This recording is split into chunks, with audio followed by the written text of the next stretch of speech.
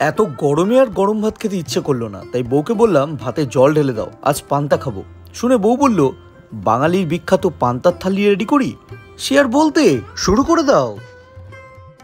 প্রথমে ভাতে ঠান্ডা জল দিয়ে রেখে দিতে হবে ঘন্টা চারেক।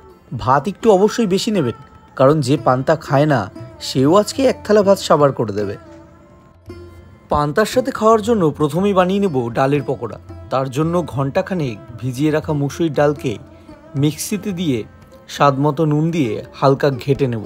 ডালের মিশ্রণের মধ্যে এবার একে একে দিয়ে দেবো পেঁয়াজ কুচি, লঙ্কা কুচি, সামান্য হলুদ গুঁড়ো, কালো জিরে, স্বাদ মতো চিনি দিয়ে মিশ্রণটিকে খুব ভালোভাবে মেখে নিতে হবে। তারপর গরম গরম তেলে হালকা করে ছোট ছোট করে ভেজে নিতে হবে পকোড়াগুলো। যখন লাল হয়ে উঠবে তখন পকোড়াগুলোকে তুলে নিলেই রেডি হয়ে যাবে একদম মুচমুচে কুড়কুড়ে ডালের পকোড়া। এবার বানিয়ে নেব বাংলাদেশের বিখ্যাত আলু ভর্তা।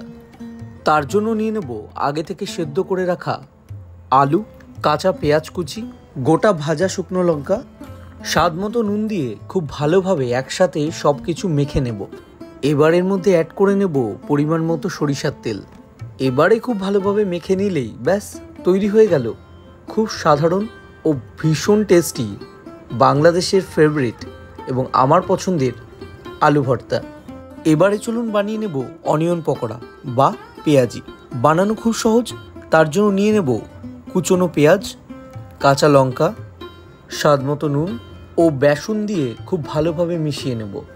পরিমাণ মতো জল দিয়ে আবারও ভালোভাবে মিশিয়ে নিলেই তৈরি হয়ে যাবে আমাদের অনিয়ন পকোড়া বা পেঁয়াজির ব্যাটার।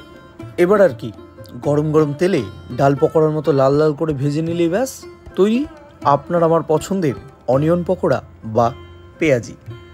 পান্তা ভাতে খাওয়ার জন্য ভেজে নিলাম কটা শুকনো লঙ্কা। এবার সেই তেলেই ভেজে নেব আলুগুলো। আলু ভাজা ছাড়া কিন্তু পান্তা ভাত একেবারেই অসম্পূর্ণ, যেন কৃষ্ণ ছাড়া রাধা আর বিক্রম ছাড়া বেতাল। আলুগুলোকে কিন্তু বেশ লাল লাল করে ভেজে নিতে হবে। দেখুন, কথা বলতে বলতে আমাদের আলু ভাজাও কিন্তু কমপ্লিট হয়ে গেল। তাহলে চলুন সাজিয়ে নিই বাঙালির পান্তা উৎসবের পান্তা থালি। জল দেওয়া ভাতের উপর নিয়ে নিয়েছিলাম গোটা শুকনো লঙ্কা, কাঁচা পেঁয়াজ, এক টুকরো লেবু ও সামান্য সরিষার তেল। আর সাথে ছিল আলু ভাজা, পেঁয়াজি বা অনিয়ন পকোড়া, আলু ভর্তা আর ছিল ডাল পকোড়া। ব্যাস খুব সহজেই এবং খুব তাড়াতাড়ি তৈরি করে ফেলতে পারেন এই বাঙালির পান্তা থালি। আপনাদের পান্তা ভাত খেতে কীভাবে ভালো লাগে কমেন্টস বক্সে জানাতে ভুলবেন না কিন্তু। আর চ্যানেলে নতুন হলে চ্যানেলটা প্লিজ সাবস্ক্রাইব করে দিন। Thank you so much.